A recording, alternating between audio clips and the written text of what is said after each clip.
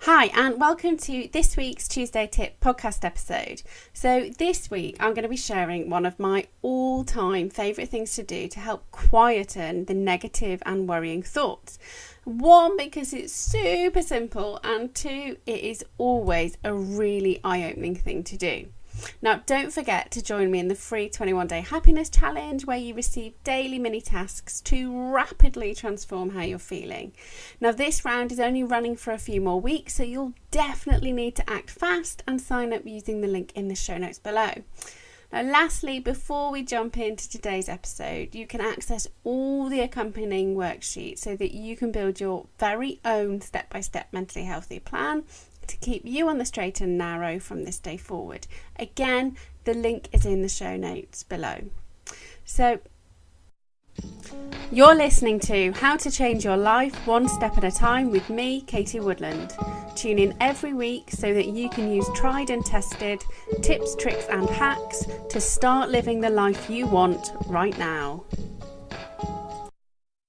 Today, we're going to be looking at a super sneaky and hugely effective way to reduce the amount of negative and worrying thoughts which whirs around your head. Did you know that when you have those very unhelpful thoughts, they will use the same sort of language that you use in the real world? For example, phenomenal is one of my most favourite words, and yes, I know anything after this word is most likely to be super positive, not negative, but just bear with me. Now, because I love this word and use it all the time in emails, on the phone, when talking to my friends and family, it also happens to be a word which my inside voice uses when I'm talking to myself. Please just wait 2 seconds before you call the NHS crisis team and have me shipped off to a secure unit. Talking to yourself is 100% normal, and if you don't do it, I actively recommend it. Now, obviously, there are times when someone having a conversation with either themselves or another someone inside their head can be concerning.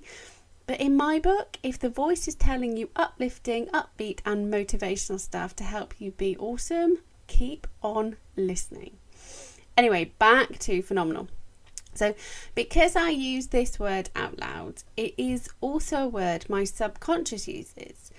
If, however, you hate this word, never use it, and think anyone who does is an absolute douchebag, then chances are your subconscious will never use it. The same is true about negative words. So if I make a mistake, then I tend to use the word silly or idiotic. So if I do something very, very silly and was also struggling from severe stress or depression or anxiety, chances are my subconscious would call me things like stupid and idiot, and even things like pathetic, useless and shameful also tend to creep in once it gets on its little tirade.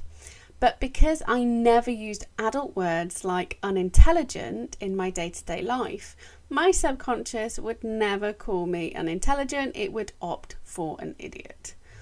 Now, thankfully, I spend my days lifting people up and say a lot of positive language, both to myself and others, meaning my subconscious also ends up either keeping it zipped when I make a mistake or filling my head with happy words. If, however, I spent my days saying nasty, negative or harmful things about others or myself, my subconscious would jump on this and then would end up saying more nasty, negative and harmful things inside my head. So what we say about ourselves and others, our subconscious just plays on repeat. So the easiest way to shut it up and stop the negativity is simply stop saying it out loud. So I challenge you to pick one day this week, a full 24-hour period, and choose to say nothing at all negative. No complaining about the weather, no moaning if somebody cuts you up, and most of all, no saying nasty things to yourself. You will be surprised by how hard it is and just how much negative language you use. Good luck, and here's to taking another step closer to living a life full of fun, laughter and happiness.